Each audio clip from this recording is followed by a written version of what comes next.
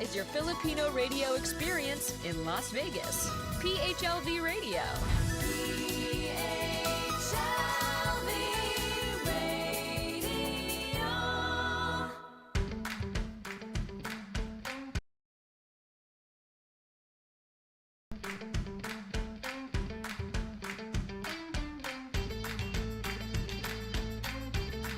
Hey, good evening everybody. It's Friday night and I'm currently in Los Angeles, my home base, and of course, you are now watching live on PHLV Radio, Alam Mo Ba with Jush Andowitt. This is gonna be an exciting night. But before anything,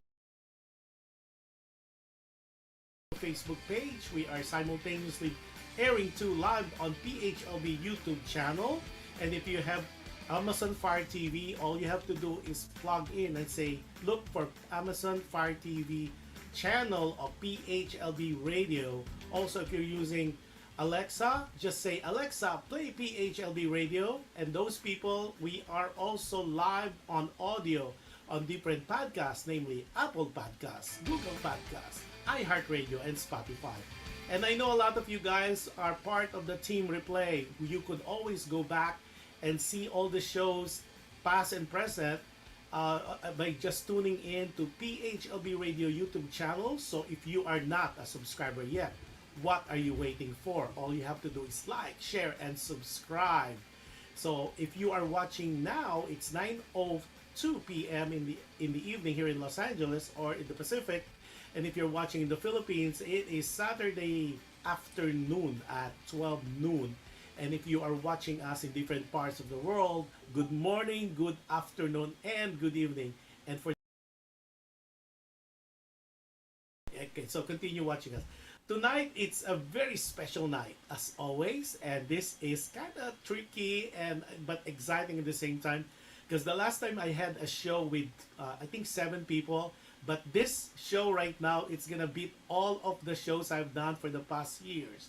Because we have 9 guests all at the same time, so it's gonna be so much fun. But the reason why I want these wonderful ladies and gentlemen to guest is because we want to talk about not only of their expertise but definitely about Fil-Am Creative.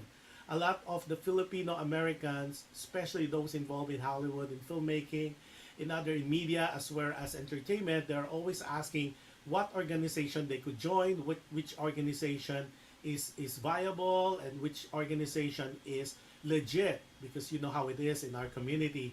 So luckily for me, I was able to meet the executive director in one of the events that I hosted, and none other than Mark Labelia, but we're gonna talk to him in a while. So we'll start with the ladies first, and we'll do it one after the other. We have the Talk About lady at the moment right now. She's the director of this Talk About movie. And so if you are gonna see it, please do. And we're gonna show the poster. It's Baldy for the Blind. And the director for that is Drea Castro. She is a producer, director, and right now for Fil-Am Creative, she is the VP of Career Development Programs. And Drea is director and producer. She is the WIF 2022 Mentee and WWF Cohorts Mentee 2022, and a recipient of Women of Her Word Grant. Her feature film, Baldy for the Blind, which I just said, is at the prestigious Dances with Films, and today it's sold out, and features a group of blind hikers who attempt to summit the most dangerous mountain in LA County. And I was just telling her that's where I normally ski.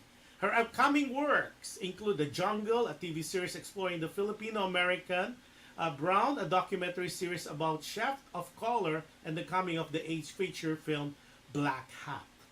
And then there's a lot of things more, but you could follow her on her Facebook page and her other social media, so to know more about her, and we will give her that floor. So hello, Drea. Can you say hello to our audience first, to our listeners and viewers? Hi, everybody. Thank you so much for having me. I feel very honored to be here. We all do. Wonderful. Okay, the next one, we'll do all the ladies first. Jen Abrot is a producer, director, and career development. Oh, I think I messed up. Yeah, career development programs in producing. And Jen was the first one here earlier because she doesn't want, like me, she's always on time. And she is the owner of JR Entertainment, a talent management and production company. A lot of people already texted me on how to get to get in touch with you, Jen. So I said, well, we're gonna talk. You just have to watch the show, and then we'll get more information about that. She is currently in post production for her directorial debut on a Filipino-inspired film, Malaya. Her latest produced short film, Breakdown, was an official selection of the 2023 Beverly Hills Film Festival, Asian World Film Festival, and won Best Short in Viet Film Festival. And of course, she is uh, a breast cancer survivor, and she was honored and named Crucial Catch Captain in 2022 by the NFL, Los Angeles Rams, and Cedars-Sinai for the campaign to raise awareness and fight cancer. So let's welcome Jan. Jan? Hey, Jan, we can hear you. Mute. There you go. There you go. Mark reminded us to unmute, and that's the first thing I forgot to do. But thank you so much for having us. Really appreciate it. Oh, and then, I forgot. You were born in the Philippines and attended California Institute of Arts, right? Yeah. Yeah, I did. And then the Yeah, other lady for we have, theater. yeah, well, the other lady we have is a chef. That's Angel Kinsay. Actually, it's Angel Yap Kinsay, right? Yeah. Hi, and she's in my neighborhood. I think she told me she lives in Carson, and she's a board director of the Fil-Am Chamber of Commerce, South Bay, Los Angeles area. And of course, who could not know Magic Castle? She worked as an interim executive chef and executive sous chef at the renowned Magic Castle in Hollywood. Okay, and then now we'll go for the guys. So let's start first with the executive director, none other than my friend Mark Labella. Hey, Mark. Mark is well known recently because he produced this Filipino film. It's Love You with an Accent with Jody Santa Maria and of course Coco Martin. And Mark is very familiar in all the Hollywood scene as well as Filipino events. I see him all the time, and he's a good public speaker as well, and an MC and a host as well. And we'll guess one of his significant other, I believe, next week, and you're gonna know more about him. And then for Mark, let's see. Mark is a U.S. Navy veteran, award-winning screenwriter, producer, and a medical doctorate.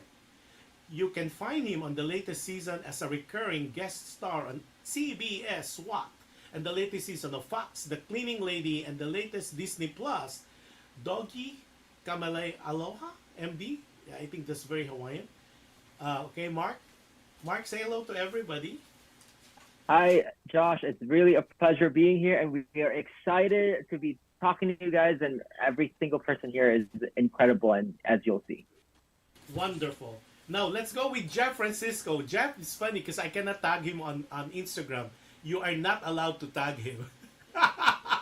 Put you on the spot, Jeff, because I've tried. There's two of you, Jeff and Ben Bustamante. No, and there's another one that I had, Christian Bustamante. You cannot tag them on Instagram.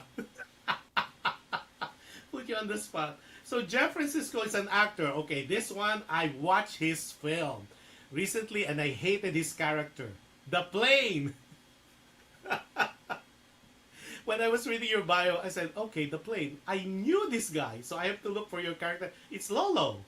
You played Lolo, right? I did. I played Lolo. Hello, guys. Yeah, so Jeff Francisco is an actor best known for his role as Alvin Aquino opposite Neve Campbell, and in the wildly popular, of course, The Lincoln Lawyer. I think it was originally, it was a film by Matthew McConaughey, and then it became a series.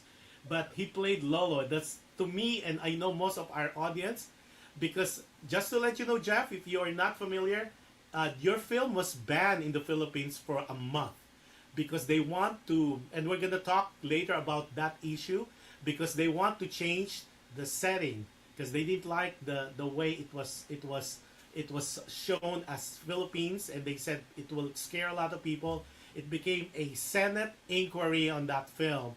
So the producer pulled it out for a month, and then they kind of changed the where it is. But to be honest, that was such a fun, thrilling, action-packed movie with, of course, Gerald Butler. So congratulations on that. And okay, to continue, Jeff recently co-produced a creative panel with the creators and cast of Fax the Cleaning Lady, as well as the 10th Filipino Hollywood Actors Panel, which consisted of Filipino series regulars and creators in Hollywood. And we'll talk about that, the actors panel that you guys have. Okay, now we have Christian, the other guy that I tried to tag so many times and was rejected. Christian Bustamante, Hollywood casting director. Christian, I'll put you on the spot. A lot of people, when they found out you're going to be guessing and they kind of know your background, they said they want to be part of your casting gig. I said, well, that's not my forte. That's going to be Christian. So he's also the director of talent recruitment. So I think we're going to have a lot of people applying to be part of Fil-Am Creative because they really want to kind of fellowship with you. Christian is a Los Angeles-based casting director, primarily working on features, television, and short films. His recent project, The Accidental Getaway Driver, was part of the dramatic features competition at the Sundance this year past January. He has also worked as a casting associate for films such as Academy-nominated One Night in Miami for Amazon Studios, Hulu series Reasonable Doubt, and the upcoming Netflix feature Shirley. This one is really interesting. Christian is currently casting the independent feature Black Hat, which centers on Filipino lead cast. And then, of course, Dave Chung, two-time Grammy winner. Hey, Dave. And director of music for Fil-Am Creative. Dale starred in SAG Award-winning film Unspoken, a story that caters around misconceptions of the African American and Asian American communities. Dale is a former member of legendary R&B group Confaction. Did I say it or Confaction? Careful. I know. I really have to say that properly. He is also part of the leadership of the Recording Academy LA chapter, serving on the advocacy committee that advocates for the rights of music creator. Hi. Oh, I didn't say. Let's go back. Jeff, can you say hi to everybody? Jeff. We can't hear you. I think you're muted. Can you hear me? Now we can. Okay, there. Hi, how are you guys? Okay, and then of course, my other friend, Mr. Bustamante. Oh, yeah. Thank you so much for having all of us here. And we're really excited to share our information and knowledge. Wonderful. And then of course, Ben Bulatao or Bulatao. Did I say it right, Ben? I don't want to murder it. No, you're saying it right. Okay. I'm saying it wrong. My dad told me I say it wrong. It's supposed to be Bulatao, but Yeah. I say it Americanized, Bulatao. Yeah, Bulatao. But in Filipino, if I'm Filipino speaker, would say Bulatao. Wow, Bulatao. Yeah. that's Bulatao. different. Yeah. Okay, I'll say it like that. So you're a 6-time Emmy-nominated editor, and then of course he has the initials, the ACE, and it really stands for American Cinema Editors, and a 4-time ACE Eddie-nominated TV editor. He has been an active member of American. And then last but not the least, my other good friend, Lyndon Apostol. He's of course an actor, singer, and is part of this singing group. And I'll guest him one of these days. And a dancer in Hollywood. And he's the founder and CEO in Vixinol. Did I say that? Which is Arts, Athletics, and Facilitation. Is that correct? Okay, say That's hello right. to everybody. So hey, everybody, Lyndon, go ahead. Hey everyone, good evening. If you're in the Philippines, good morning. And all you have to do really is look for any of these personalities. You could Google them on Facebook, or you could go to your Google search, and you would see all their outstanding credentials. So this is really the creme de la creme of the Filipino-American industry, and I'm so proud that you guys made time for this. So let's first question, what is Fil-Am Arts all about? Let's go with the executive director, Mark. And he's only doing this, Mark. Mark. Hi. Fil-Am Creative is a 13-year nonprofit. They've literally been around for 13 years. So this is before every single one of us have been a part of it. I think Dale has been the one that's been actually in it longer than all of us have. But man, it has been blowing up this year. And as you could see, with every single, we have a casting director, 6-time Emmy nominated, Ben Bulatao. Jared Castro is about to premiere something at the Chinese theater, and its reception is gonna be at Warner Brothers. I mean, these are huge events, huge people, and as you can see, like this is a group of people that just wants to help uplift the community. And our big thing this year is a rising tide raises all ships, and that is something that's important to us. Energy now of Asian, not necessarily Filipino, but at least the representation, especially what's happening in Hollywood with Michelle Yeoh winning Best Actress for the Academy, and Everything Everywhere All at Once. And of course you have the Rich Crazy Asian, and of course if anybody would be in the same league as age-wise, how could not forget Joy La Club? I think that was the first one that put Asian American into people's consciousness. However, it died a natural death, and then of course now Rich Crazy Asian came into the being, and now there's a surgency again. And of course with Fil-Am Creative, now Fil-Am Creative is a 501c, right? It's a non-profit, right? So because somebody asked me, Mark, can they make a donation and it's tax deductible? I said, yeah, if it's a 501c, that's exempt for sure. You could, whatever donation you give to help the organization, that will be tax deductible. Am I correct?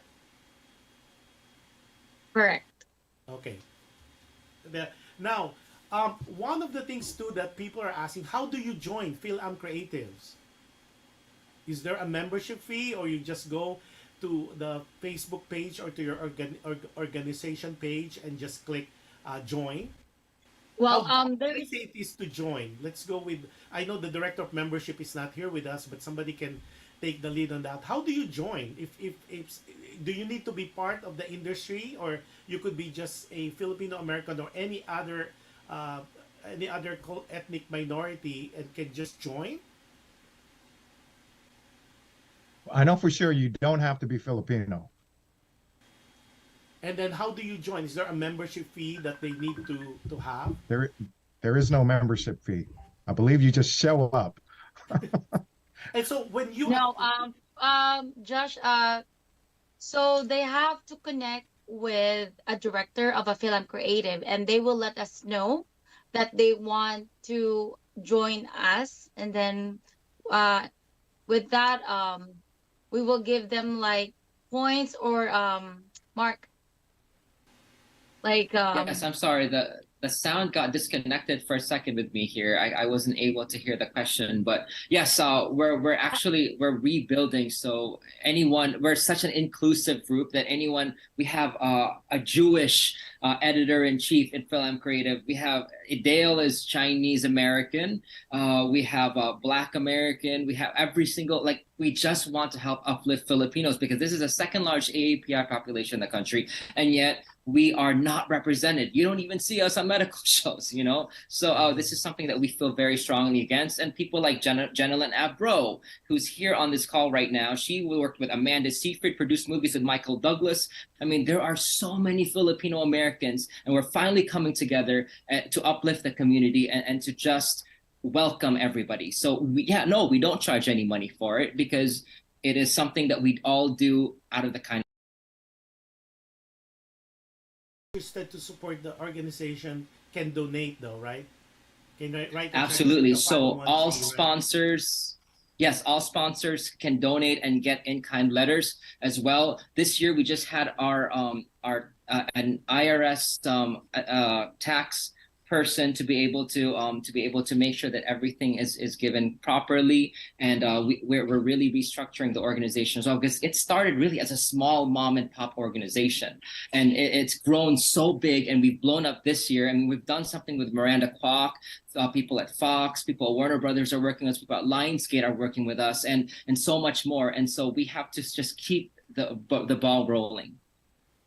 Okay, that being said, let's do some shout out here. Sonny Francisco is watching us from the Philippines, as well as Ernst Dams is watching as well. And then Roy Vin Bautista, shout out FAC. And then Alexander Francisco is watching us from We love Quezon City. Robbie. Yeah, and then Go Sandomiano is watching also. And then Dexter Paglinawan Jimenez is watching. Hey, Dexter said, hello, Fil-Am Creative. Hello, Mark and Lyndon and everyone.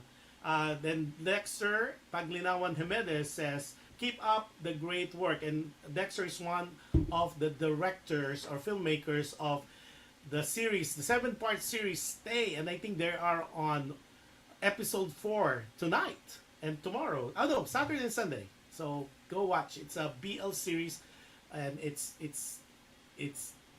so popular right now when people are talking about it. So congratulations, Dexter. Okay, now Mark or whoever could take the lead on this one. How difficult it is. Well, okay, so we already know that people could just donate and they can just write a check. It's a 501c. Now when I was studying Fil-Am Creative, and so at least I'll be prepared for you guys. You guys have a lot of programs. Who could talk about the programs that you have currently? Because I know there's career development and there's some talent recruitment. So can somebody talk about that? Maybe one of the ladies, or if not both of them.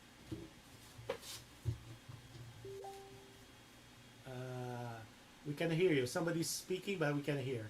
I can talk a little bit about it. Drea, go ahead. Yeah, I mean, we do a lot of programs. I think one of the things that really attracted me to the organization is just the fact that we want to uplift the community and teach other creatives how to get to the other side, get past that roof.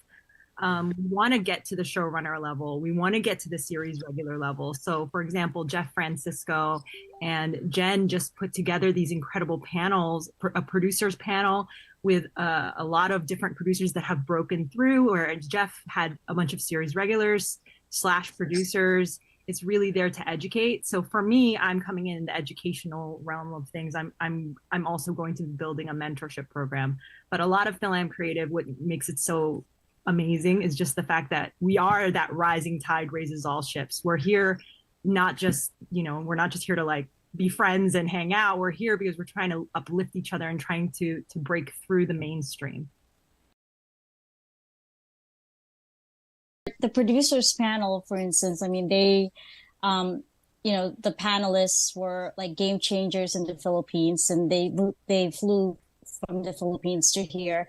And what our goal was really to inspire, because when you inspire people, it multiplies, right? And when it multiplies, it normalizes things. And I think one of our goals for everyone in our community is to normalize diversity, normalize seeing Asians on screen, normalizing Filipinos on screen, right? Behind the scene, on the big screen, so that when we see our Filipinos on screen, we don't get surprised, like, oh my God, it's like, yeah, of course, why not, right? So yeah, and I think that's sort of, inspiring people, and then also giving the knowledge, because when you have inspiration and knowledge, and then when you have talent on top of that, you'll be unstoppable. It's magical and can do amazing things. Yeah, that's great, because you guys are doing some master classes as well, because that's the in thing now, even for the Filipino industry in the Philippines. So they're doing a lot of master classes. I know for the Broadway, I know Leia's doing some of them. But is that something that's in the works? Some master classes, maybe in acting and directing, because there's some questions that were sent to me privately. They want to know if there's some seminars they could attend on, like maybe on how to produce, on how to do script writing. So more of not only a workshop, but more of a master class. think Mark, you have in the works Yeah. with Sun and We Moon, do right? have upcoming Yes. workshops actually, right? Jeff Francisco? So, hello. So I'm the director of live events. Right now, Fil-Am Creative is in a space where we are offering some fundraising events where we educate a lot of our creatives. So our creatives are made up of many different professionals. We have editors, we have VFX, we have producers, directors, cinematographer, like Jen said, and producers. So a lot of the things that we're doing at the moment are panels, and so we have a directors panel coming up that's in the works right now with one of our directors. So that's coming up. But the goal is to raise money in these fundraisers so that we can open up programs like a mentorship program that Drea will be heading. And then we also want to do like a few months ago, we did a writer's workshop with Joel Handler, and also writer from SWAT, Mike Gambala. We also have we planned on at least doing maybe an actors workshop. We have so many actors in this community. As you can see from the actors panel, we had like 11 panelists that were actors and series regulars. So our hope is to have enough funding and sponsorship and partnerships with not only nonprofits but big corporations, so that we can provide services to actors that can educate them, where we can provide money to create their projects and their films. And the mentorship program that I discussed with Drea, at least when she was briefing me about it, was to partner up, and establish filmmakers, whether they're Filipino or not, and really train them on how it's really done, and give them the groundwork and give them a foundation and the resources and the ins in Hollywood, so that they can really cut through the noise, so to speak, and get in and get the chances that they deserve, that weren't given to us. And it's been a long time where we've been shut out of the gates of Hollywood, and where Fil-Am Creative's mission is to be able to break down that gate, and where our voices are heard and our films are made. And also in music. Yeah, that's great, because one of the thing that most of Filipino-American or Filipinos abroad, they complain when they watch TV series or movies, like they talk about nurses and doctors, and there's no Filipino cast in that. And it's like amazing, because anywhere you go, any hospital in Los Angeles or any part of any United States hospitals or clinic, they're definitely Filipinos. Texas, you don't even see any white anymore. They're all Filipino. And then you see a TV series, a medical series, no Filipinos. Yeah, Grey's Anatomy has been on for how many years now? 11 years, almost 20 years now. I don't know how long they've been on, but they just rarely got an Asian doctor in there, which is weird, that because most doctors, are of Asian descent, not just Filipino, but nurses, definitely. We are iconic in the healthcare industry. And it's about time. I think Fil-Am Creative definitely, although it's 13 years, because you guys started the organization 2010, and now it's 20, it's baby steps, but definitely you guys, that's why I'm pushing for people that, now that we know that the zero fee to be, whether they are interested to be, whether part of media or entertainment, to join, because this is really a wonderful organization. Now let's talk about the Christian Bustamante. Christian, they're asking how they can be cast. What's the process? How can they're texting me and said, can you give us his number? I said, that we need to talk over, because everybody, they said, oh, firstly, do you need to be a fluent speaker of English, or can it be they just Filipino and they call it Baroque English? Well, yeah, yeah, the roles that are we talked a little bit earlier about how Grey's Anatomy didn't have any Asian actors for X amount of years. And that really stems because of the lack of writing representing the reflecting, right? And so when you have writers who are not creating stories accurately, you're not able to cast them.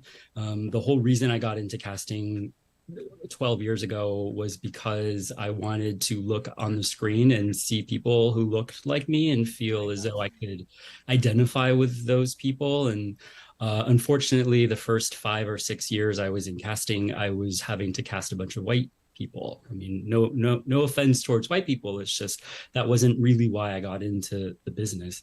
Luckily, that's all changing now. You're getting a lot of people who are Filipino that are rising and getting their stories made. So the tides are definitely changing. As far as getting into acting, if you don't have any experience, I think the first thing to do is to educate yourself. There are different tiers on how to sort of approach your acting craft. You really don't want to go into it blindly. It's a very difficult and hard industry, to sort of succeed in. And in order to do so successfully, you have to prepare yourself through training. You have to take the craft very seriously, ask a lot of questions, form community, that kind of thing. Now, would it be difficult because I'm so well connected with some of the networks in the Philippines, and most of these established, very popular actors and actresses, they really want to venture into Hollywood. Is that a challenge, or is that because they're popular in other parts of Asia, whether Indonesia, of course, in the Philippines and Thailand and all that, they're huge there. Does it translate that they could be easily, because most of them, they have this grandiose idea that they could just go to Hollywood and capture Hollywood the way they captured the Asian market? That's a really excellent question, because that's a question that I am interested in myself. Talent. I think the biggest hurdle between Philippine and American cinema or entertainment is the acting style. It's quite different. What is celebrated in the Philippines isn't the celebration isn't equal here. We prefer a lot of subtlety and nuance and quietness and softness in our cinema here, whereas in the Philippines it could be quite vivacious and over the top. And so I think when training, that if you don't know how to prepare yourself, it's the difference between theater as well and cinema. You have to speak to the back of the room.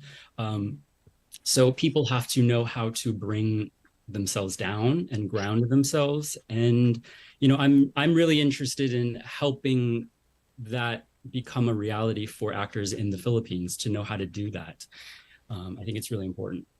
Yeah, because a lot of them, they tried, especially the popular ones. And I know now there's like 3 or 4 very popular, very well known in the Asia. Right.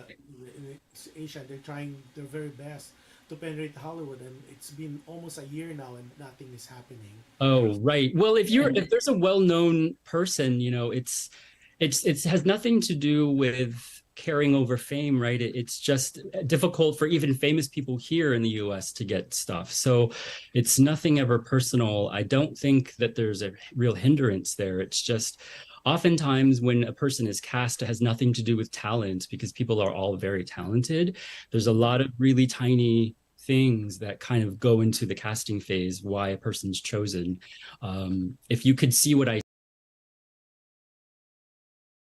translate that, but yeah, it's never personal or because no one's good enough. There's a lot of factors that come into play.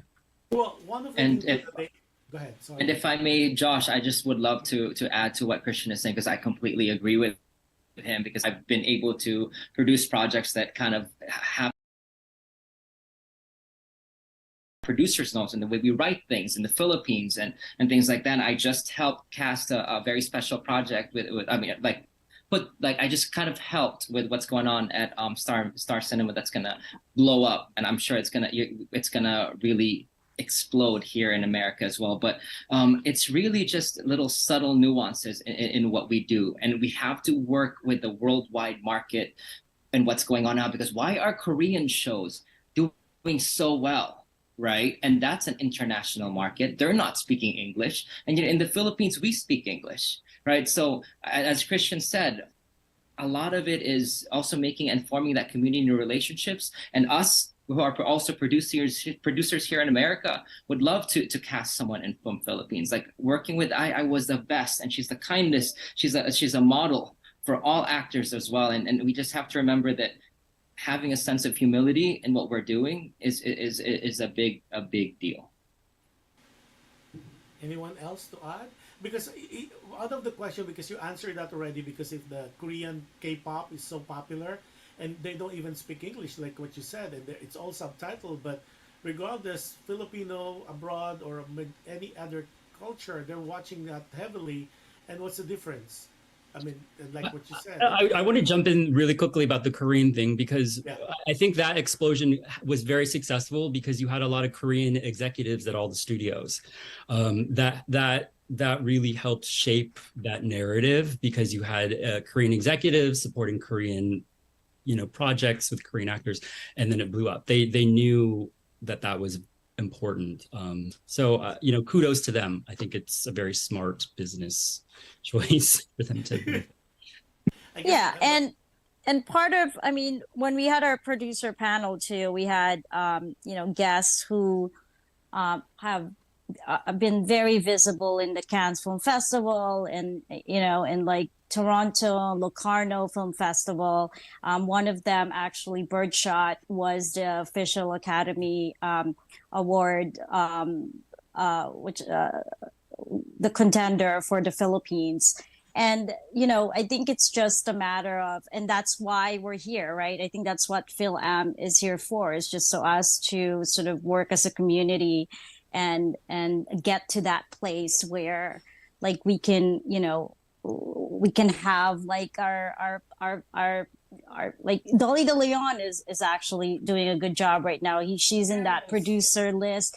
I used to work, and I used to be a film exec, and I was part of a problem where we had our films relied upon foreign sales, and what that means is we had to have A-list cast attached for us to finance it.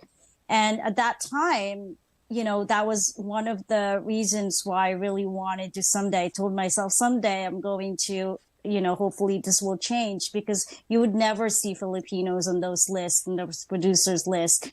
And now we have the Dolly De Leon, the Michelle Yu. So it's changing, and we're all doing it as a community. And Dolly was just accepted to the Academy. Correct. She accepted. That's a feather in her cap, and it's good for Filipino representation. Now, Dale, how difficult it is, because have you seen some of the Filipino movies that's been out? Were you able to see one? Because the question they have is, what do they do wrong? I mean, since you are 6 time, and, let me just say, I've been in one of those Filipino movies.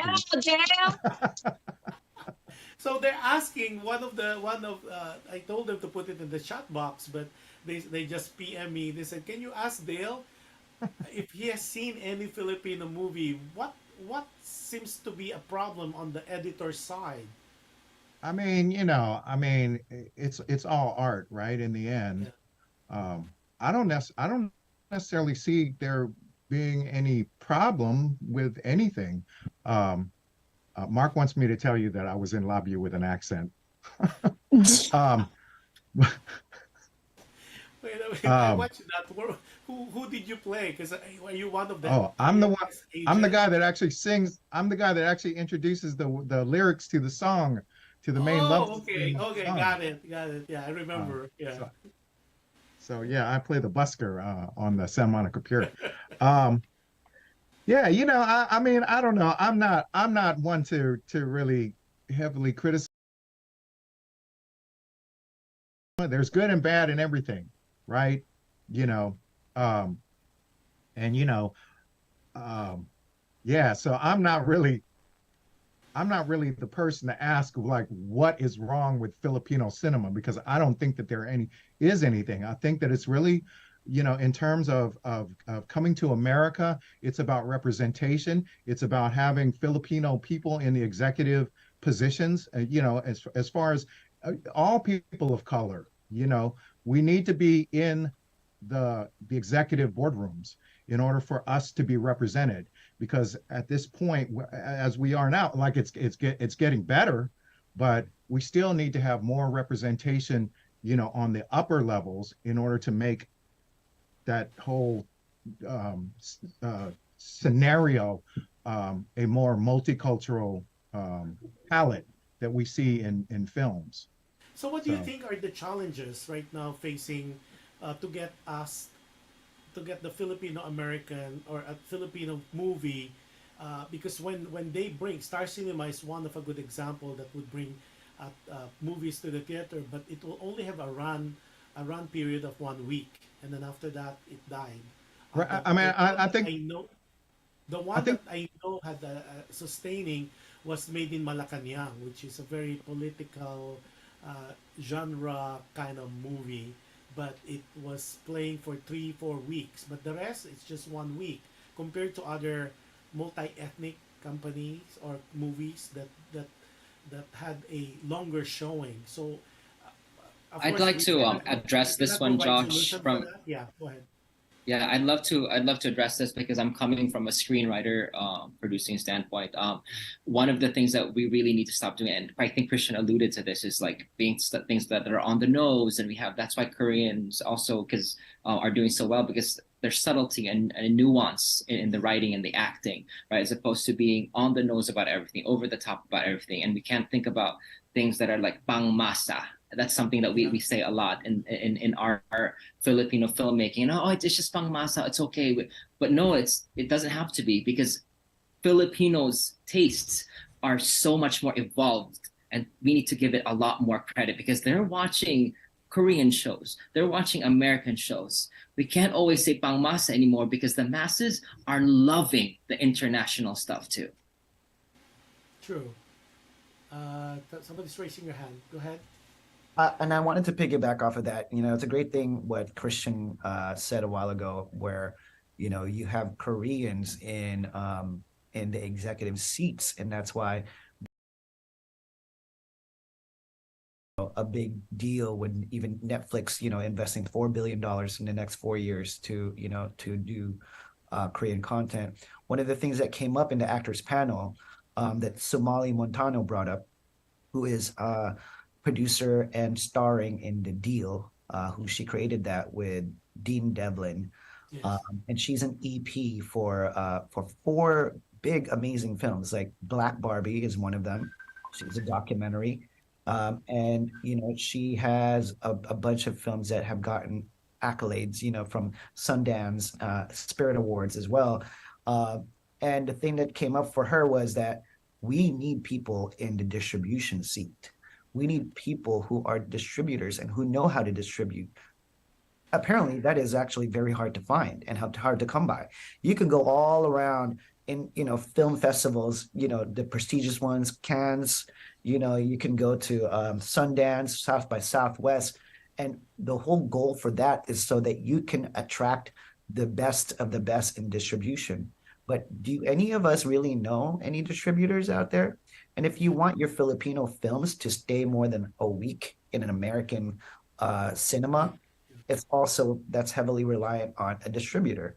So you see here, how many of us are pursuing careers in distribution? You know, we need to also, as a Fil-Am Creative, as one of our goals is to push people and educate them and encourage them to take seats where we can be seen and heard. You know, whether it's in casting, whether it's in distribution, or it is in, you know, in writing, you know, anywhere where seats aren't filled yet with Filipinos that will have our best interest at heart and will push our narrative forward. So I think the biggest problem is, you know, there's not a lot of Filipino distributors in America. True. Yeah, I agree with you. Now, I think someone's want to say something. Okay, one of the things too that has been acknowledged is because we have directors who won. Well, Brillantes Mendoza won the Cannes Best Director of Kinatay. Then Kinatay was sent to the Oscars, but it died a natural death. One of the things that people are saying, of course, I'm just echoing what they say, is because the sad part about it, we might have good Filipino film, that are contenders for the Oscars, but the financing, or not only the distribution, it's for it to be sent out to all the voting members of the Academy, and that's where we lack. What's the take on Fil-Am Arts on that one, or Fil-Am Creatives? It's very tricky because as somebody who's worked in a company, we finance films, like big feature films, and also distributed. It really relies on the masses, right? The audience, right? And it's very hard to predict what the audience will like. And usually the audience will, again, coming from somebody who's worked in a company where foreign sales is, that's where we do most of our films. Our films relied on that. Either the audiences want to watch it for the actors, or, because they want to be entertained. The mainstream media, like art houses, aren't really for the mainstream, so you're not going to get a lot of theater because otherwise it's going to lose money. You know what I mean? So it's a very tricky question, and I think Mark and Jeff have all said this.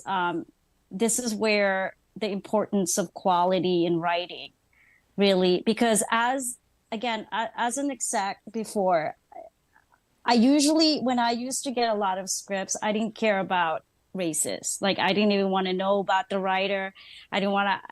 Sometimes I would tell interns, I don't want to know the name of the writer. I don't care if it's a big writer or a small writer. I want to just read the script, and if it's good, then I will really push for it. So I think, like what Fil-Am Creative, what we're doing is educating people, and eventually, as Jeff said, if we have support from companies and such, we'll have master classes ourselves too. But that push of having because it really starts with a great quality writing, and to get that, it's knowledge, right? And it's inspiration, and seeing other people out there like us, and leaders who are really trying to motivate and inspire. So it kind of goes full circle.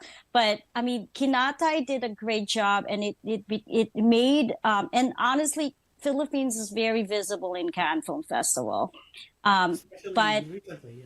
it's very visible. It's very visible, and so they really do respect the Philippines in Cannes. Every year we have a huge party of just Filipinos. It's really amazing. But again, when you're talking about the mass media, it's, you got to look at it as, what will make money. And that's what the business, executives think about. So if you create quality films that can entertain the masses and still sort of champion diversity, that's ideal. I just also want to hop on this. At the time, Kinatai what year was that? That was 2010? Yeah, I think so.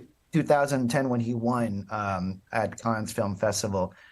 2010, there were no Asians representation it's not the same as today.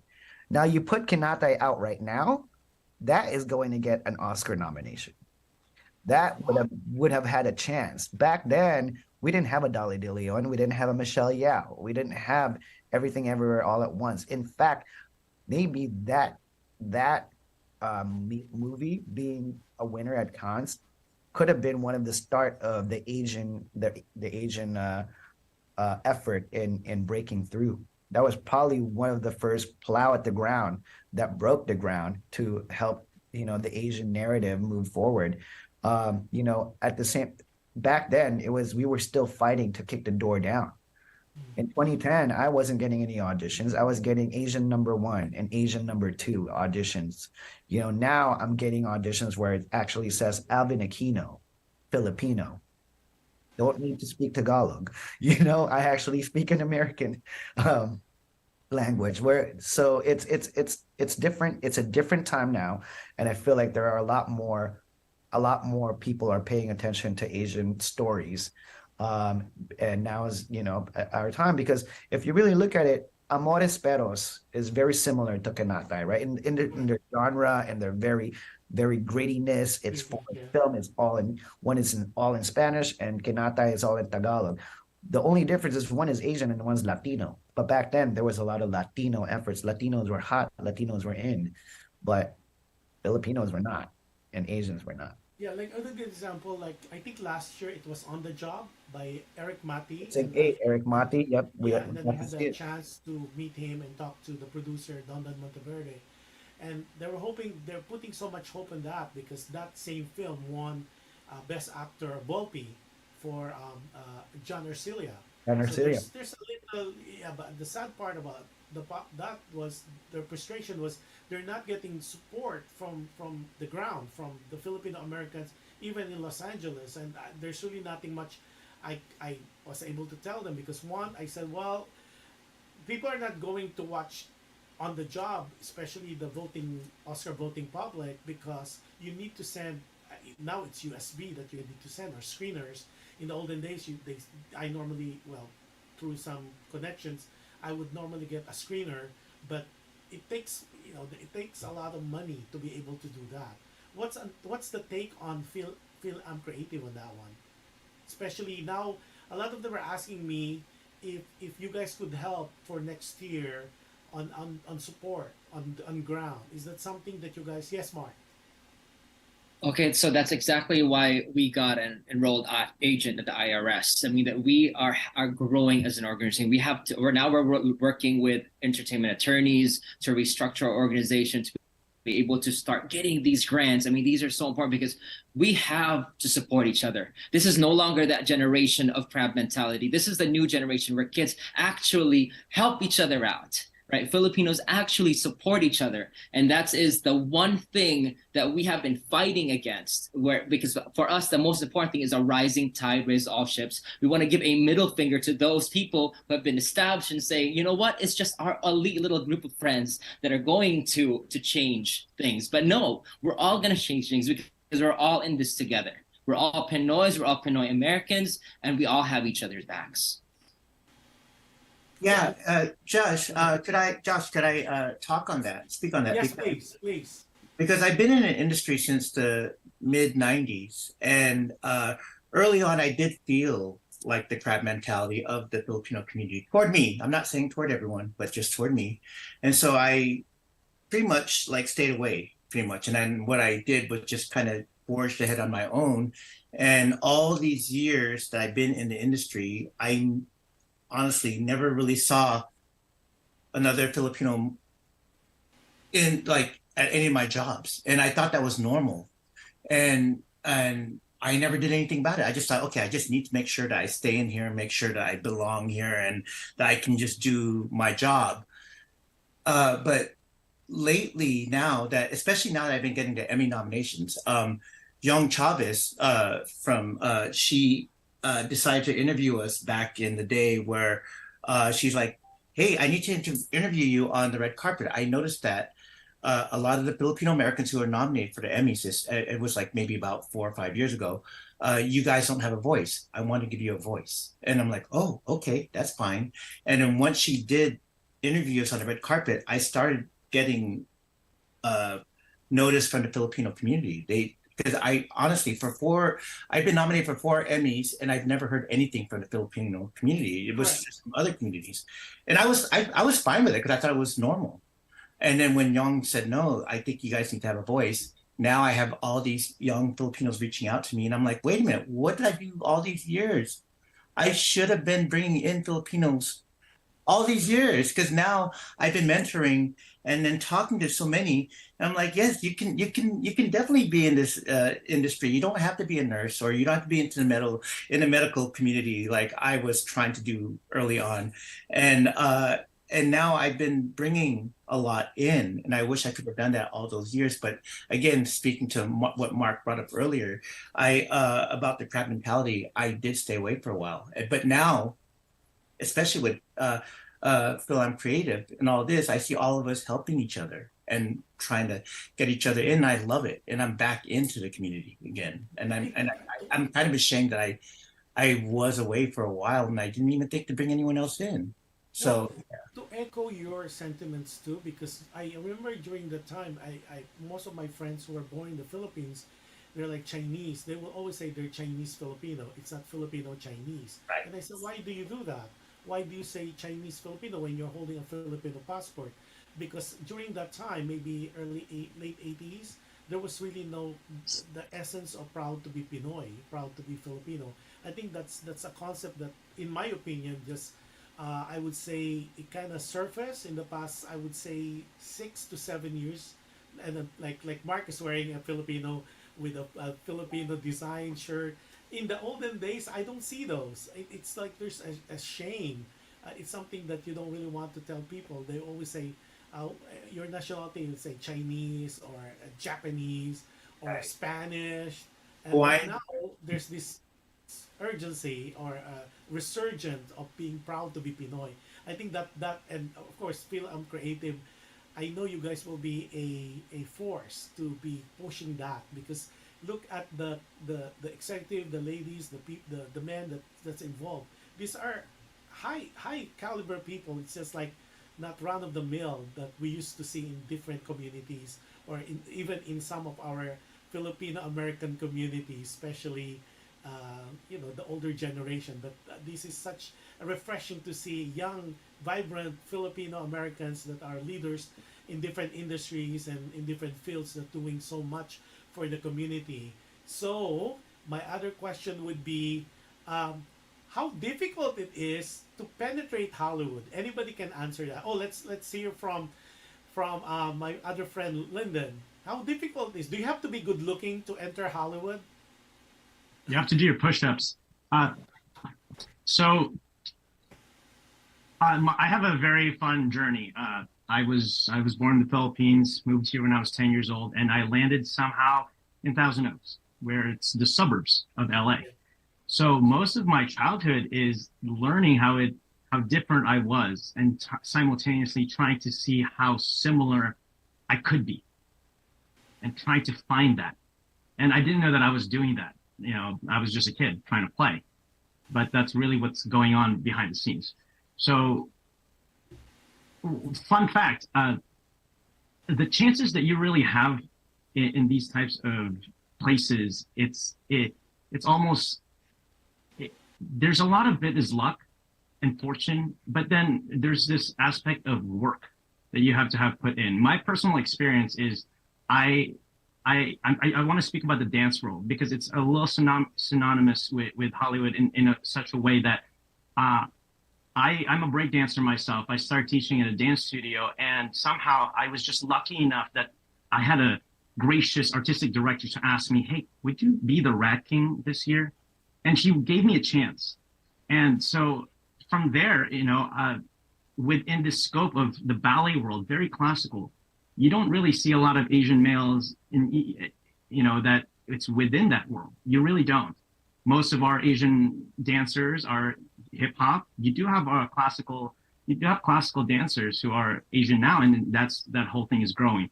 But that was my experience, is that part of it was luck, but then I'm like, you know what? There's now a responsibility that has been entrusted. And I think that all of us here feel that responsibility. And so to the question of how difficult is it to penetrate Hollywood, it's not as hard anymore. I'm actually very optimistic. It's not as difficult because there are actually people like Ben, people, Drea, and I mean, I can name everyone in this panel. And also I want to name every single person who's not here, who represents exactly those ideas, and who is behind us right now working very hard. They're willing to help. We are willing to help. It is not difficult. It's now just for you to circle back to your question. You have to be good looking. You really just have to do the work to be healthy for your own self. And you know what? The most good looking people that I've seen are the healthiest people. And we're here to help people be in that healthy mind, physically and mentally, so that we can all move forward.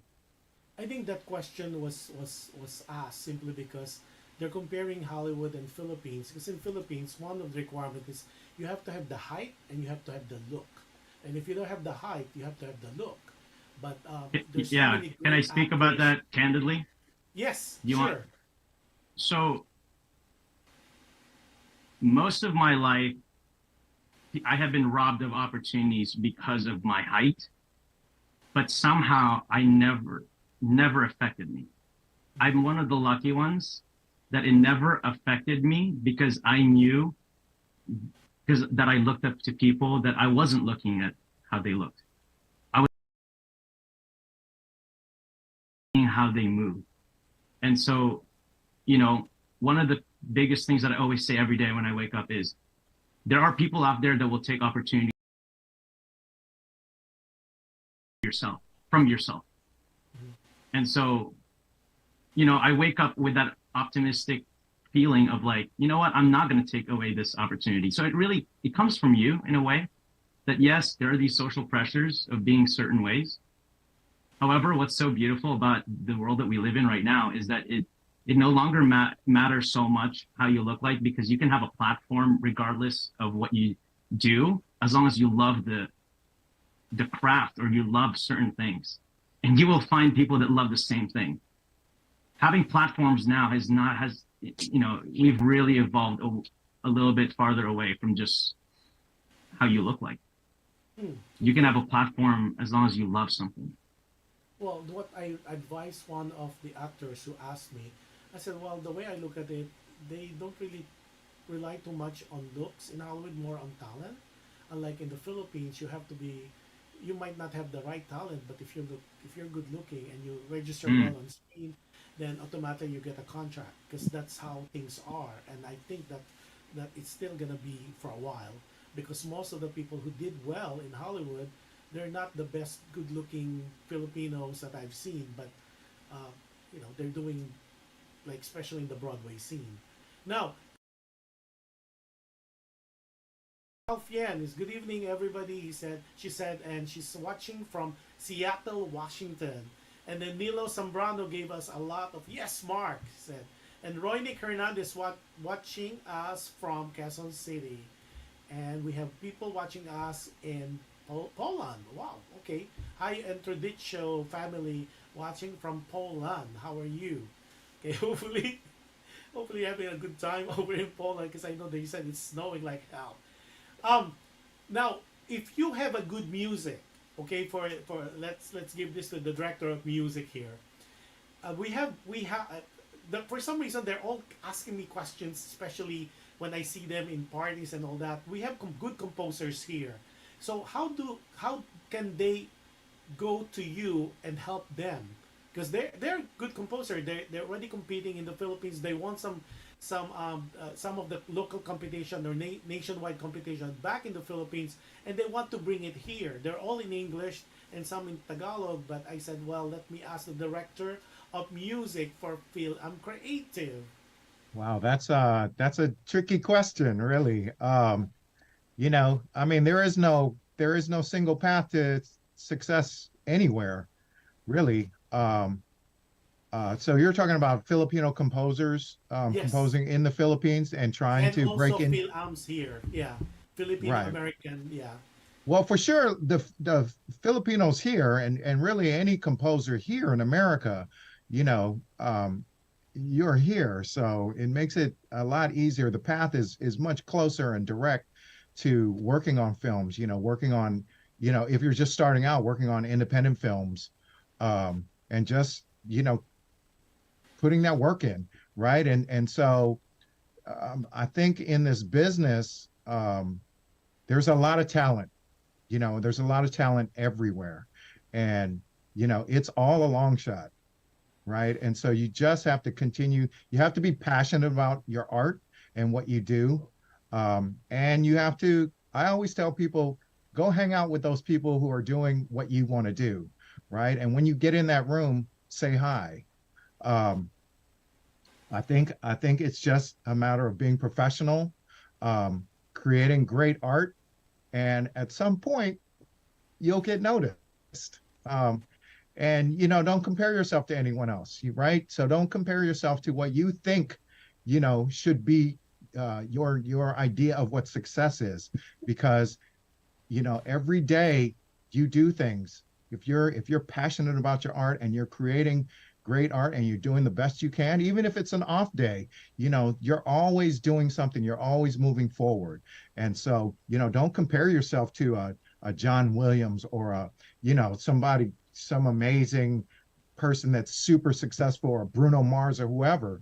You know, that is the death of your creativity, you know, comparing yourself to those other people. You know, you have to do you, and you have to be passionate about your art. And you know, that's all I can say as far as Well, what I told you know, them, just Dale, stick to it. prior to this meeting of ours, you know what I said? Join Phil and pick his brain, leverage on his brain and his expertise, and maybe if he likes you, he'll show you the ropes.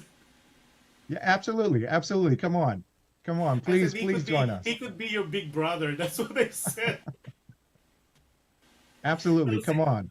Same thing with Ben. Ben, they're here. Some of the editors are wondering how can you help them, because being a 6-time nominee for Emmy nominated editor. So, well, first question for you: is the Emmy Award such a big deal for people like yourself? Oh, it's a very big deal, and it's very surreal too, because I never even thought or planned that was going to happen. And then when it was happening, and then you lose, you're like you're sad, and you're like, wait, why are you sad? Because when you look back at it, you're like, this is like a huge thing that no one can take away from you. You are forever going to be Emmy nominated. That's how they're going to announce you. And to me, it's still surreal, and I love it, by the way.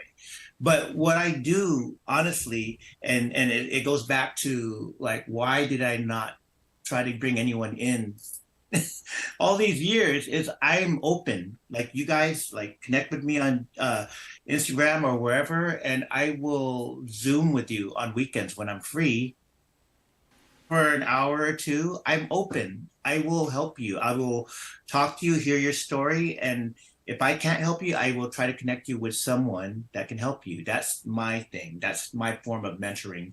And I've helped a lot of people. And again, you don't have to be Filipino. I've helped, you know, anyone. But in my heart, I especially want to help Filipinos, you know.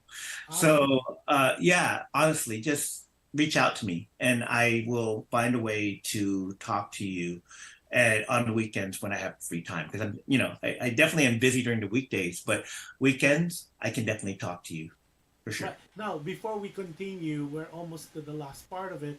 I need to know your social media that the people can follow, because some people are asking, are they able or open to have coffee with us? I said, I don't know. As long, well, my thing is just pay for coffee and they'll take care of you.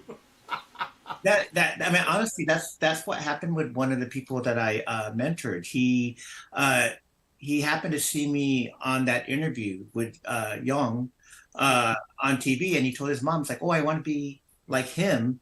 And then his mom's like, "Oh shit! I know his I know his mother. I know his mother-in-law." And so what happens? Like, they hooked us up, and we met up for coffee. So yes, and I gave him advice, and now he's this really hugely successful kid who just graduated from college, but he's already won an award for a documentary that he's done. But what he said was, all he had to hear was for someone to tell him that his editing was good, because everyone kept telling him, don't go for editing, don't do that, you should do medical or whatever. And when I told him that his editing was good, which his editing is amazing, he went full force. He just needed to hear that. And that's all sometimes you need to tell them. So yeah, meet up for coffee for sure. My Instagram handle is Benster_333. So if you hook up with me, yeah, I can definitely meet up with you. Just DM me. So say that again, Benster _333. Okay, that's for On Instagram. Yeah. Okay, and then for Jeff Francisco, Jeff? Yes, how are you? What's up? They're gonna call you Lolo for sure. Filipinos I've seen, because Plane was a big hit in the country. I happened to be a Balikbayan when it was shown, it was like the line to the yin yang, and then of course the government got involved. They pulled it out. Yeah. Of course, the piracy got into the picture too, so it's all out in the banqueta, in the streets, the DVD of that. Exactly. They can ban it all they want, but you know, the Filipinos are gonna find a way to watch it anyway. Of course. Because my So you're cousin my cousin was like, "Don't worry, cousin, I'm gonna be able to find it somewhere." So yeah, you know. and what social media can they follow you, or if they want to fellowship? I call it fellowship or meet with you. Are you open to that? Because I am inundated with so many texts. Like, what's their contact number? I said, let me ask them. Yes, you could go ahead and follow me on Instagram at Jeff V as in Victor, Jeff V Francisco. And you know, give a follow, send a hi. I like to interact with people through messages, so yeah, please do so. And you know, going back to the whole plane thing, I'm glad it was such a big hit. You know, and that's exactly why, you know, young Chavez interviewed Mark Lamella and I. He was also he worked on that as well. And Clarel Pope, who was a stunt double in that.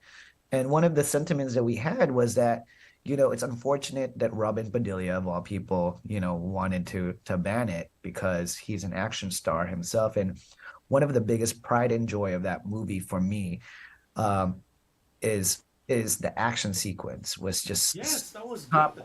top tier, and majority of those stunt people were all Filipino, were mainly Filipino. It was the biggest Filipino cast that we've ever had in Hollywood, and where more than 50% of the cast members were Filipino. So you just goes, you know, you just take a look at what that means for Filipino Hollywood and for Hollywood in general to hire that many people that is Filipino. And some of the biggest, you know, one of the biggest role is also a Filipino who was played by Evan Dane Taylor, who has been a stuntman for a very long time. He's a stunt double to the Punisher. You know, a lot of the stunts that were done in that film was Filipino martial arts.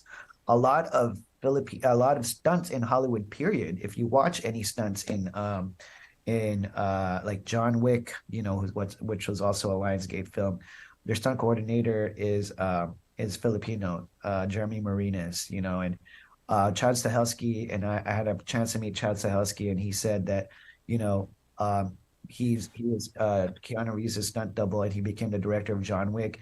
And one of the things that he said was that I learned a lot from Dan Inosanto.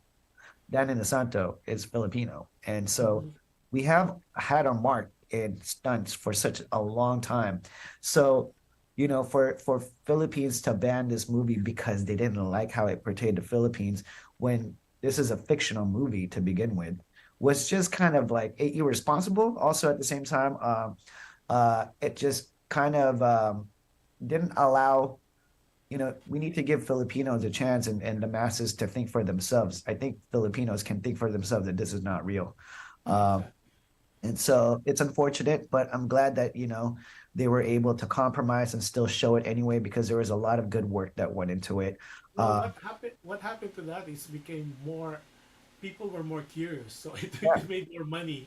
Yeah. When it became a Senate inquiry, and of course you mentioned Robin Padilla was one of the proponent of that to ban it. And of course all the actors in the Senate were jumping the wagon, and they said, yeah, it's bad publicity for the Philippines. It's gonna scare the tourists. When I watched that, and I watched it in Manila, it so happened I was there, like what I said. I waited for the last credit to see where it was filmed, because it looks like Philippines, but it's not Philippines. And you're right, majority of the cast, you could tell they're Filipinos or Filipino-Americans, but it was shot somewhere else. So what's the big deal? And then, of course, there's some group of us, we wrote the Senate and say, hello, Robin Padilla, you're portraying a Muslim and you're killing all these Christians. What's the big deal? It's real life, and good Thank or you bad, very much. it's a good thing. You know, and yeah, you're absolutely right. It was filmed in Puerto Rico, first of all. And you know, that had a lot to do with COVID, being a proponent of that. And and yeah, it's like, for I think a lot of the Filipinos that saw the film or after seeing the film would be like, yeah, this is actually very, that's not far from the truth. It's not like any of them didn't know any of this to begin with. It wasn't like it changed their mind drastically that, this was like, oh my God, how they're portraying the Philippines so badly that this is something I've never heard before. And now I'm scared. Like, no, this has been going on for years. I don't think the writers of this pick some idea and put it on, on blast or whatever. It's something that is, unfortunately, it's everyone have heard about this from somewhere. So there's some truth to it.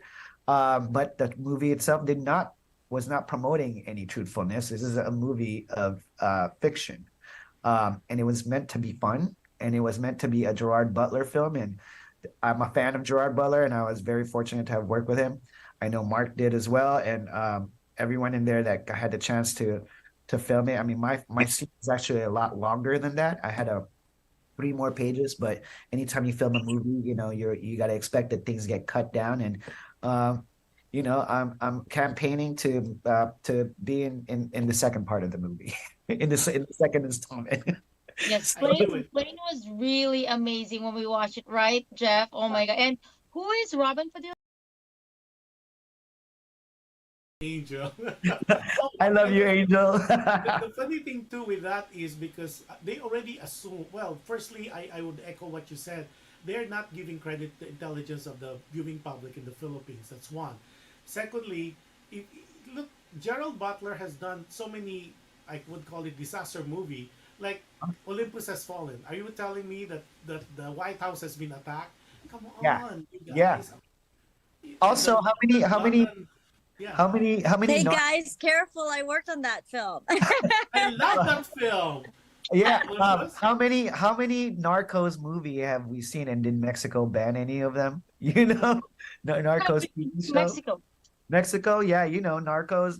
Mexico has never banned Narcos. If anything, it's fun. It's a fun thing to watch, and I think movies are some people just take things too seriously. These are movies.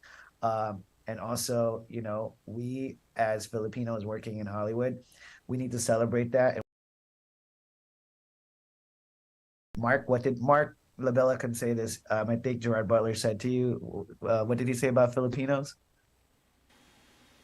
They said, Gerard said that Filipino real life, the sweetest human beings. Like True. Well, now though, human beings. He said Filipinos are just the sweetest human beings he's ever met. Like we always ask him to if you ate, or he just loves Pinoys, and that is one thing that he took away from that film. Wow, good to know that, and I think that I will definitely send that quotation to all the writers of the Philippines. And just to let you guys know, Philippines is very open in foreign films being done in the Philippines. They're very open. There's so many tax incentives. So I guess Fil-Am Creative would be able to spread the word, because I know a good friend of mine who's part of the Malacanang core, and they said that, Josh, can you mention that to the Fil-Am group, that the Philippines is welcoming for any producers, whether local, foreign, Fil-Am, to do films in the Philippines and any parts of the country. And they trying to streamline all the red tapes, and hopefully sometime soon there'll be some foreign production that will be going to the Philippines, aside from what we have seen in the past. I think the last one who did full-blown was Born Identity with that guy. He played Hawk in Spider-Man, the Avengers. Jeremy Renner. Yeah, that's the last one I know that was a full-blown, that was shot in the outskirts of the Philippines. I mean, in Manila. You're talking about studio budget filming in the Philippines. Don't worry, Mark Labella will write a screenplay that will film in Manila. That would be good, Mark. Looking forward to that. Now, Angel, what about you? What's your contact information? Because I know you're local, you're in Carson. So are you open to have coffee with some of? Cheese. I'm the queen of charcuterie in Hollywood, named by MJ Ricardo, by the way. Yeah. And So what's my your IG yeah? is what is my IG? I think it's Chef Quincy. So ChefQueensay.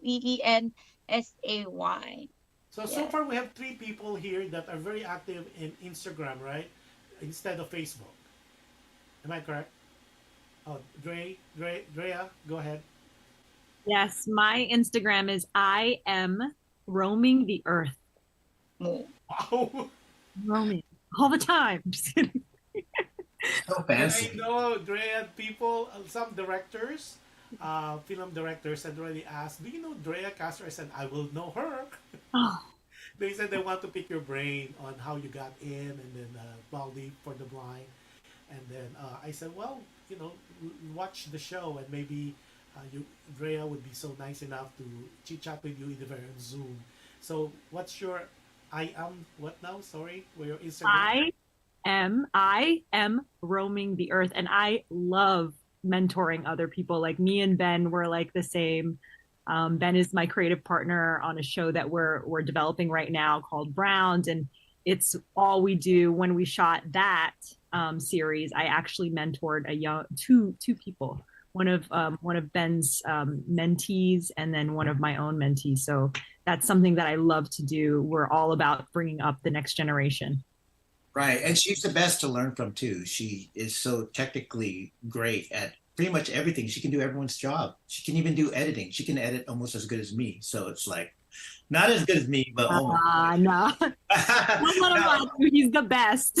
Yeah, but she has a great heart. She does. I see her just ready to just teach anyone and take them under her wing. Yeah, And Dre is they're very learning from the confident. best. Yeah, and they're learning from the best from her. That's the thing. Funny because I have two phones going on, one live and one. I'm getting so many PMs because I put that on a chat box.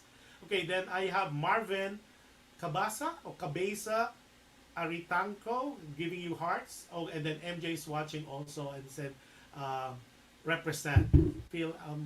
Creative represent. Hi, MJ. And who else? Oh, Dale. Contact information. So you can find me everywhere on social media at Dale Edward Chung. It's just the name my mama gave me. To be honest, there's a lot of Dale Chong, but when I was searching Mark, and you need to be creative, I said, that has to be an Edward in there. And sure Dale enough, it's you. Edward Chung. There is only one, and that's me. Okay, and Oh, go ahead. this is Jen. Mine is Jen _ loves Peanut. Peanut is my daughter, so I'm obsessed with her. Jen, are you still okay? I know you're. Hopefully, the mosquitoes are not attacking you because she's outside. She had the brown No, outside. actually, I went inside already because yeah, no, I'm okay. I'm okay now. Okay. Okay, and then who else do we have? Oh, we have Lyndon. Hi, everyone. You can find me Facebook, Instagram, YouTube, a lot of places, but it's at Lyndon Apostle, LYNDON APOSTOL. Please say hi and let's sing together. Rock and roll. Yeah, and people are asking me, you are part of yes, he is part of a singing group. He promises gonna guest, maybe hopefully with the singing group next in August. Sample. they said we love his voice. Okay, and I think I'm missing one. I haven't spoken yet. Yeah. Hello. My business Instagram is my last name, Bustamante Casting at USTAMANTE. And I just want to end this by saying thank you again. And also that, it's okay to dream really big. If you are okay with dreaming and putting a little bit of sacrifice and putting in a lot of work, you can really make dreams happen. And I've seen my friends' dreams come true. I've seen some of my dreams come true. So it's very possible, you know, possible it is. So I want to encourage you. Thank you for saying that. Go ahead, Dale. Oh no, I'm just co-signing with Christian. Oh, okay. If Mark? if also I just wanted to say, like, I know every single leader here has just given their Instagram and stuff, but I want every single person to know that these people here that you see in front of you, Drea, Christian, we always talk about this, how some people, even Filipino-Americans in the business, didn't even want to see us or have coffee with us when we first started with the these are people that want to talk. These are people that want to help. And look at us now. Look at Drea, right? So whoever you are who didn't want to talk to Drea back then, look at her now. And this is so much more than our ego. So talk to us, because it is so much more important. And, you know, and all we ask for is that you pass on the kindness. Okay, they're asking, to join Fil-Am Creative, should I know how to speak English po? Guys, Marunong po tayo I'm scared because I'm not fluent in English. Are they okay with me if I speak Tagalog. Kaya ka nakatahimik na ako dito eh. If gusto mo magbisaya, pwede punta magbisaya. Okay rin tayo. That's right. Kung alam ko lang kung gaano kami nagtatagalog pag nagmi-meeting, except si Dale. Oo, si Dale at saka Dale goes what? At saka si Ben, hindi marunong si Ben. One of the comments was, oh my God, you guys are all talking in English. I'm not a good speaker of English. I'm a Tagalog speaker. Can I join the group? Of course. Now you got the answer. Regardless whether you speak fluent English or you speak Tagalog or Bisaya, whatever, you are more than welcome. And this is one of the best, I think, Fil-Am group, the Fil-Am Creative, because one, no membership. Two, you're gonna learn a lot. Three, there's a lot of seminars, workshop, and these are established, well-known people that are good in the field that they're in. I think there's a wealth of knowledge that could be learned from joining this group. On top of that, there's no membership fee, which is awesome. I've not heard of. I think this is the first group that I heard there's no fee. It's all for the community, and you know. This is Phil, which is Filipino, Am, which is American. So we are both Filipino and we're both American, and we welcome everyone. Come one. Bring your tito, bring your tita, bring your ninong. No, we're actually here to uplift voices talaga, Josh. Like, yung sa mga yung nami-meet namin, they're like really natutuwa. Now we are here to support them. Kahit hindi sila Fil-Am Creative member, we support them. Like, oh, I know someone, just the right guy for you. We will connect them to the right people. Kahit hindi sila member, it's okay. We will still connect them. That's how we are as a Fil-Am community. Yes. That's creative. awesome, Angel. That's awesome. Now, one question too is, if they have a film right now, one of them, they asked me if I could help them promote. I think you heard that. Take Me Back to Banawe. Oh, yeah. Have you heard of that? It's a movie that was premiered recently, and they're asking if that's something that will be interested for support, not monetary, but just for Fil-Am Creative to be able to help them also for, I guess, disseminate the information. It starts, I think it's one of the model. It's Take Me Back to Banawe. I think they had a premiere here in LA. I was not able to go because for other commitment. Now they're premiering tomorrow, I believe, in Las Vegas. And now they're asking, one of the people are asking if, now that you have guested with Fil-Am Creative, are you open for works of other people? Because now that they follow how successful Baldi for the Blind, so they want to duplicate that. We actually had a lot of Fil-Am Creative leaders go to that screen. Yeah, okay, and good. you know, if they were here, I'm very sure that they would speak their mind in support, as we always do. What I love is that we never really have to. We're just so in sync with that.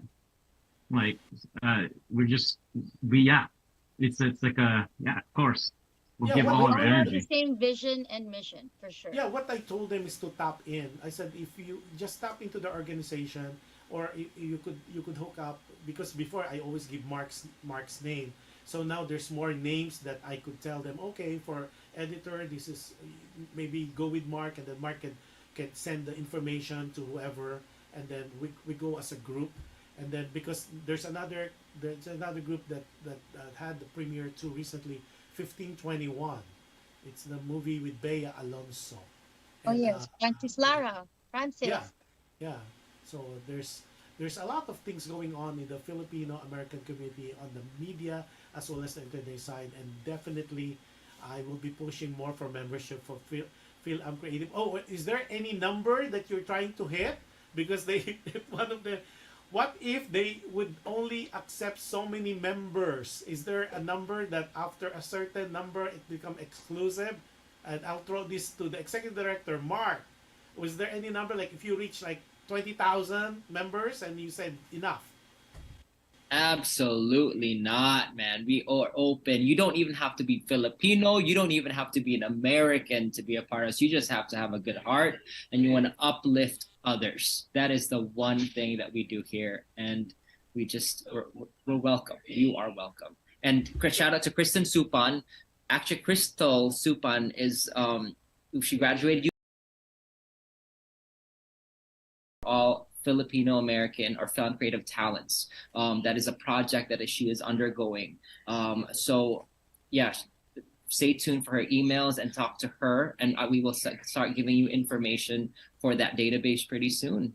And shout out to Miko Palon, who's creating our website for that. I think that is what is needed in the community, because what they're saying is there's so many groups now and you don't know who legit. And so I tell them, well, I met with Mark and I met with a lot of people now, especially now. The real deal.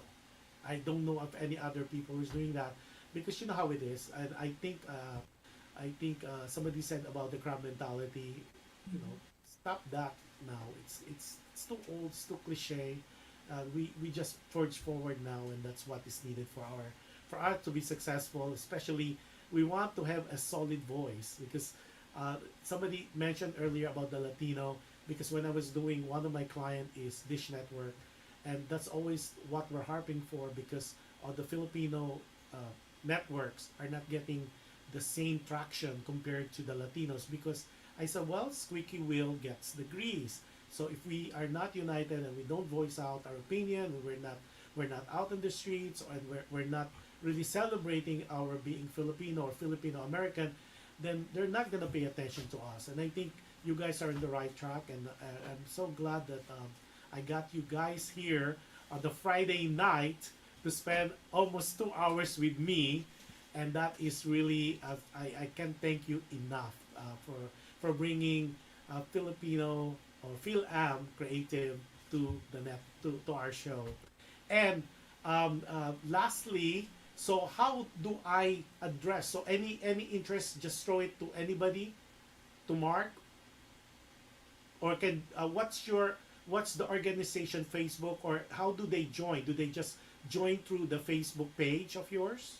Yes, go to the Facebook page or Instagram at filamcreative.com. You can also check out our live events that Mr. Linden can talk about on that Instagram. Or Jeff. Yeah, so I want to add, to piggyback everything that we were just mentioning, Josh, is keep in mind the organization has been running for 13 years. However, everything that we've been doing, we have a new leadership, we have new energy coming in, but 300 to 500 people that always support us, and that's just within a couple months. Yeah. And so we will need all the help that we can get to make sure that to be able to help as many people as we can, you know. And so part of that is we do have our FAC live events Instagram page. Thank you so much for Emmett, who's our social media director. And so a lot of our departments right now are under construction and refinement, and it's amazing how we're able to accomplish so much at such a young stage of what we're doing. And so, and now I want to pass the baton to Jeff to speak about live events real quick, since that's within the alley of that. Yeah, and shout out to Lyndon, who is now appointed as our director of operations. Yeah. And he is streamlining, just how we really can function as a nonprofit organization, and we have the right platforms and set for it. I know his company is streamlining all the digital assets and all of how we can onboard people as members, but also onboard new events. Now for live events, we have another Instagram account called FAC Live Events, so that you can follow that as well, where we will post all the events that are upcoming. We are creating a program where we can showcase people's Filipino Fil-Am creatives films, as well as all the directors and producers out there. And if you want to get involved, because a lot of our events are in need of personnel and a lot of help with people. If you can donate your time to even help out any of the event, if you say don't want to come in as an audience, you don't have the money to keep on going to some of the events, we would love for you to help, and you could still attend. If you know of any sponsorships or any companies willing to want to contribute to our events, like food sponsorship, are always welcome and are always needed in our events. Drinks as well, beverage. Any of your time will help. It doesn't have to be all the time. It could be 1 hour. It could be 5 minutes. Just say hi and say, I support you guys. Thank you. But we are building a lot, and we are going to need all the help from the community.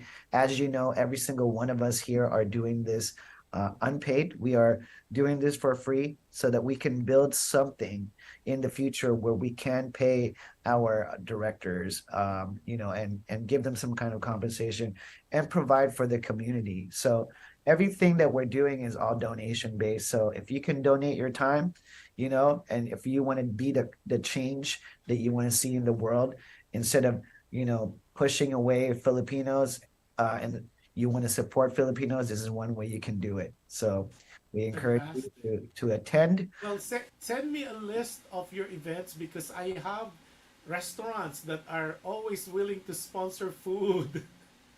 Sometimes they send it to me, and Oh my God, we should have met You you are like always 2 We weeks needed ago. Carson. Majority of the places in Carson are my friends, and even Eagle Rock, West You are Covina. we And they love to promote you. sponsor.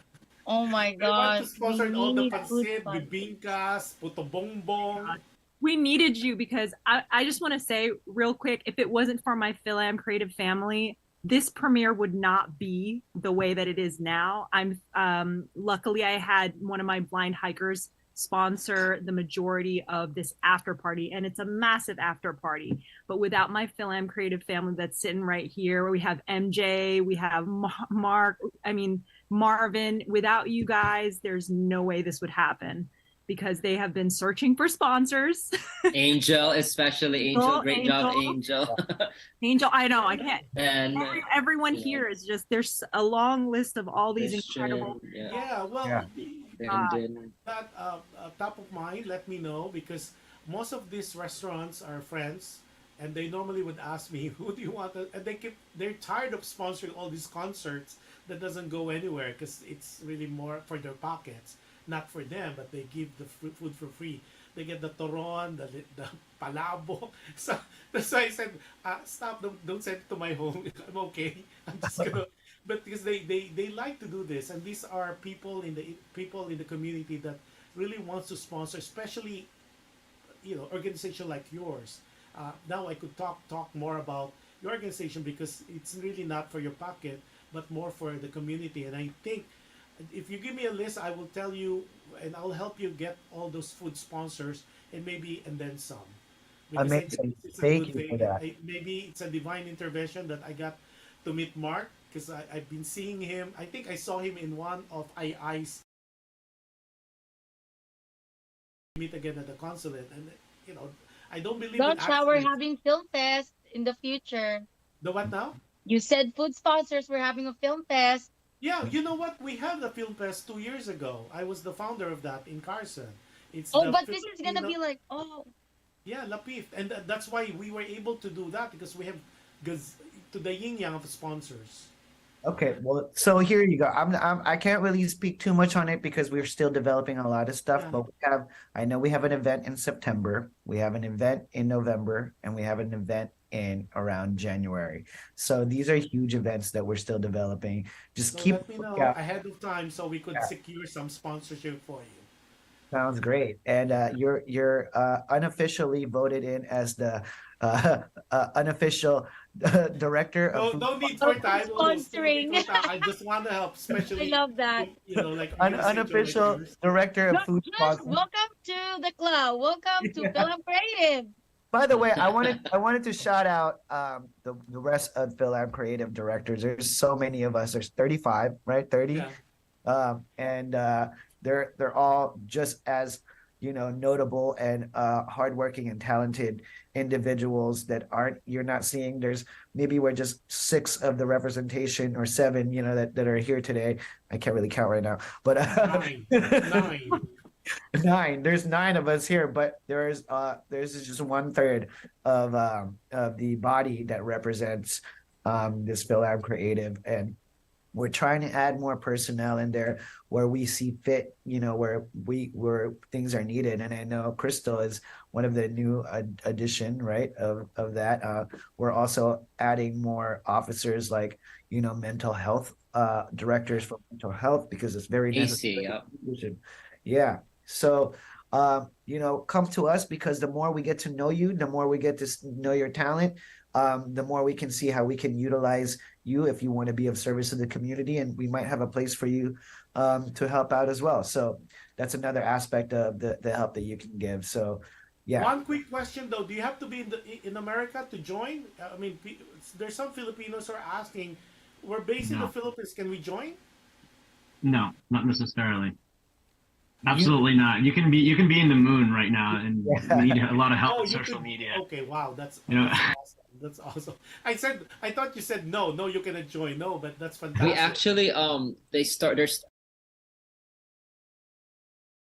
a Filipino Fil-Am Creative Canada, Phil-Can, Fat Canada, and then they also we have a director of East Coast as well, Angela Reyes, and really accomplished director as well. So would love for you to meet our next batch. So hopefully Josh and the people watching, request Josh to bring in the next batch of leaders, and you'll be able to meet how awesome they are. Just I give you my word. Anything that I could do to help Fil-Am Arts, I keep saying Fil-Am Arts, Fil-Am Creative. Please let me know. The station will always be open for you. Even my show is open for you. If you have anything to any events that you want to advertise or to just to let people know, please don't hesitate to call or text or email. I'll be more than glad and open to any of your activities. I will let you know about some food sponsors that they've been dying to sponsor organization like yours, and then let's see about sponsorship as well, and then even for your fundraising, maybe we could talk about concerts in the near future. Absolutely, and yes, we also the concerts.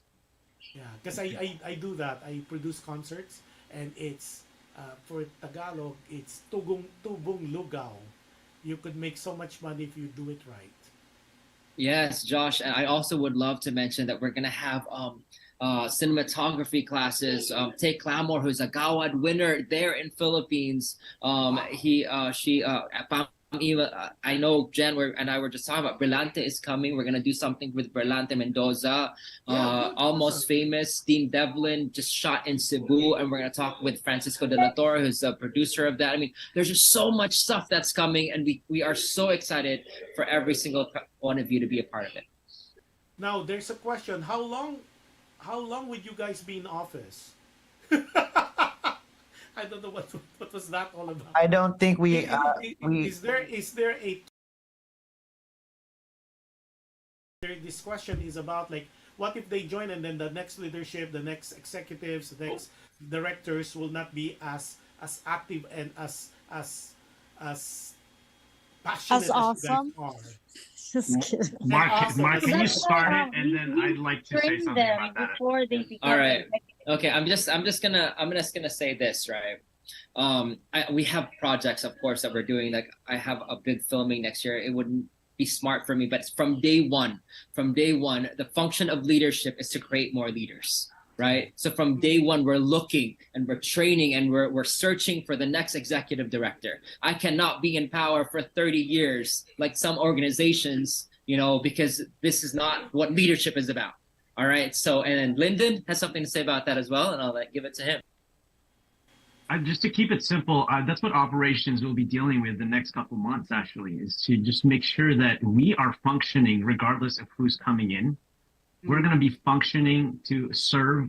We're going to be functioning to assist.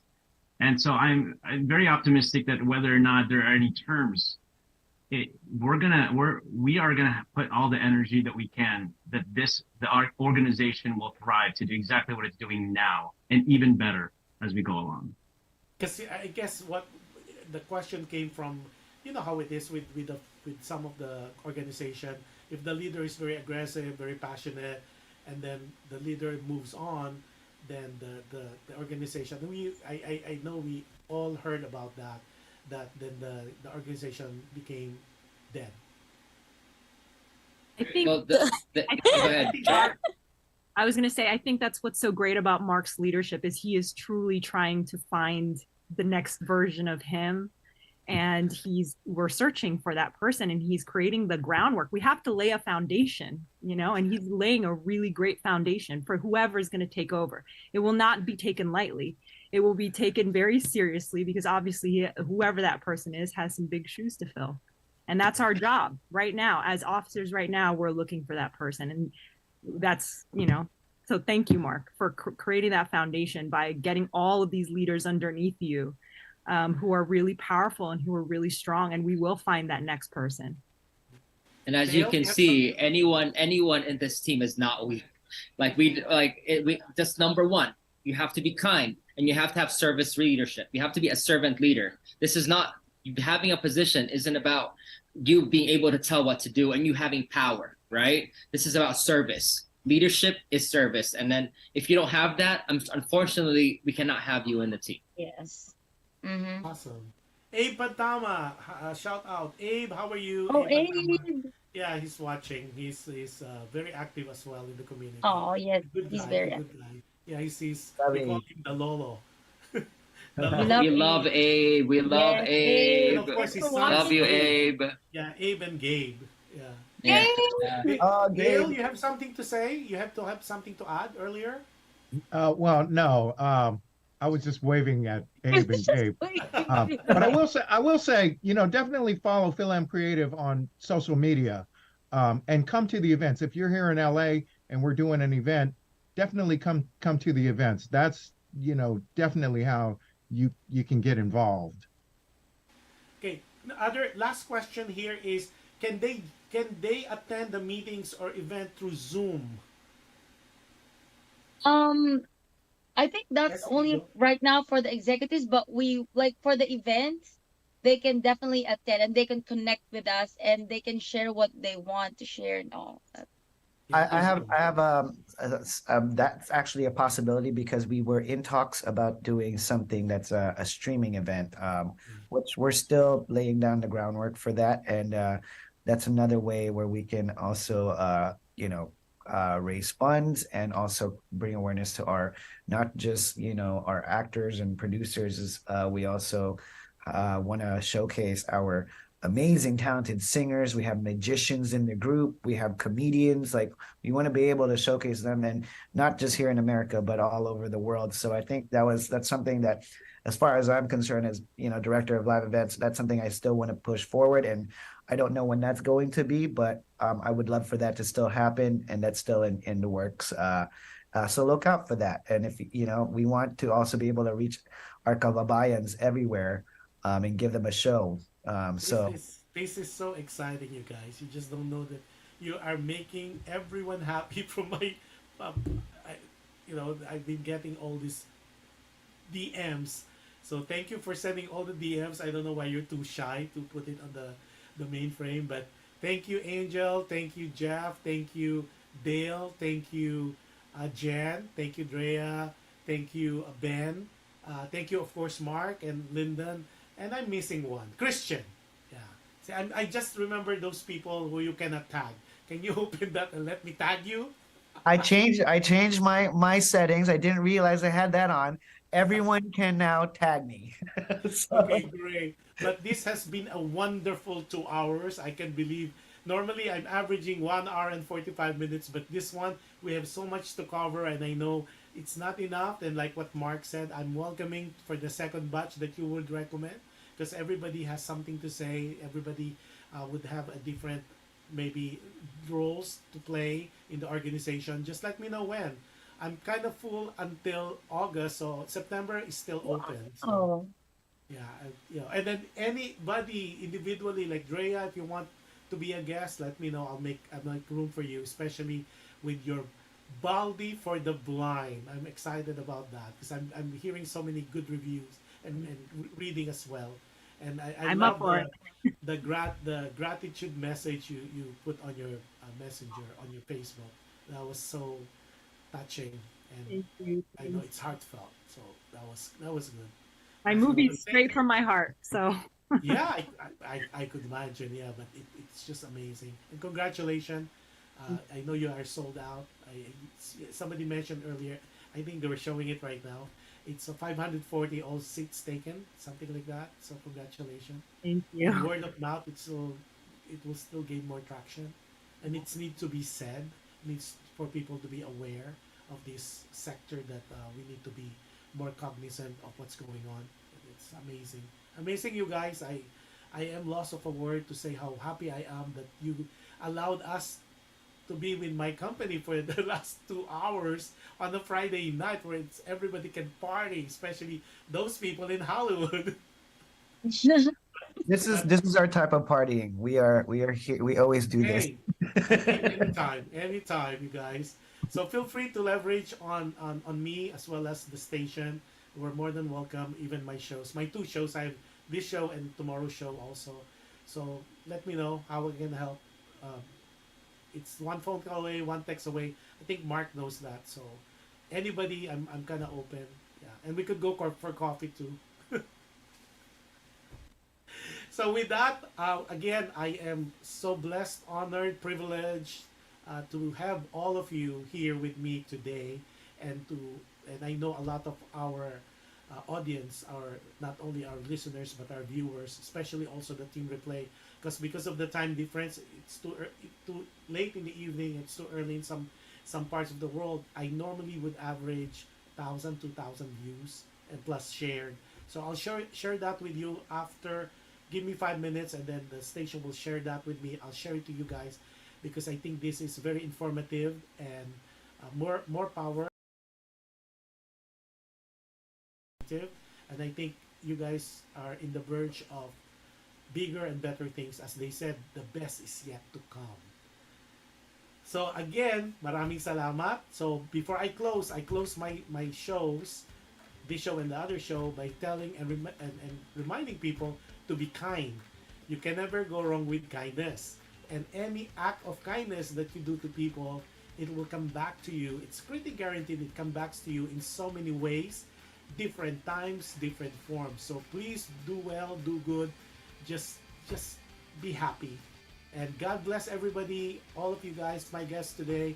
Again, maraming salamat. Those people gonna watch it, happy viewing to you. And those people who would be celebrating any occasion, whatever it is, enjoy the moment, enjoy the journey. Happy weekend to everybody in every parts of the world.